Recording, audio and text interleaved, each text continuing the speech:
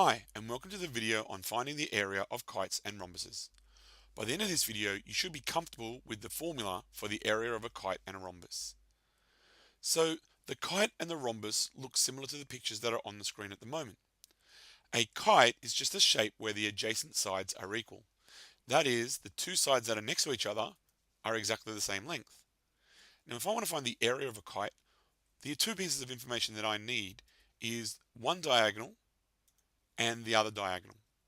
Now we're going to call the first diagonal, or one of the diagonals, x and the other diagonal y, because the formula is going to tell us to multiply those two numbers together, multiply those two lengths together, and then halve the answer. So the area of a kite is 1/2 of x times y. There's a couple of different ways of doing this, but I'm going to show you a half xy for an area of a kite. A rhombus is just a pushed over square. And we say it's a pushed over square because all the sides are exactly the same. Now, if you want to find the area of this rhombus, which is different to a parallelogram, you need to have two pieces of information as well.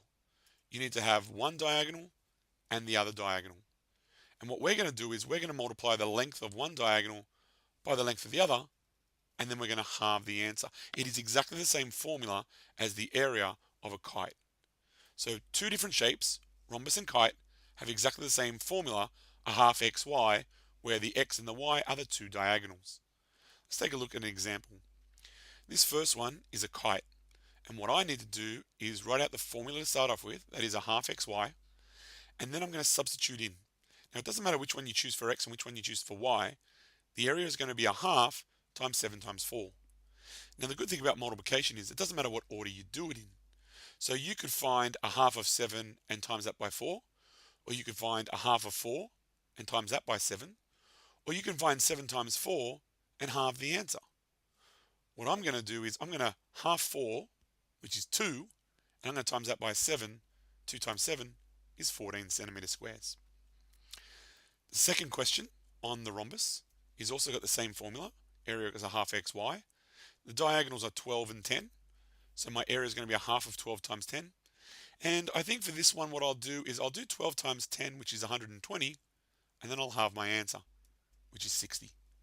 So the area of that rhombus is 60 centimeter squares. What I'd like you to do now is pause the information on the kite and the rhombus, and then get down the two examples for the kite and the rhombus that I have. Once you've done that, that's it. Hopefully now you know how to calculate the area of a kite and a rhombus, and I'll give you some harder questions tomorrow in the text that you should try as well. Good luck.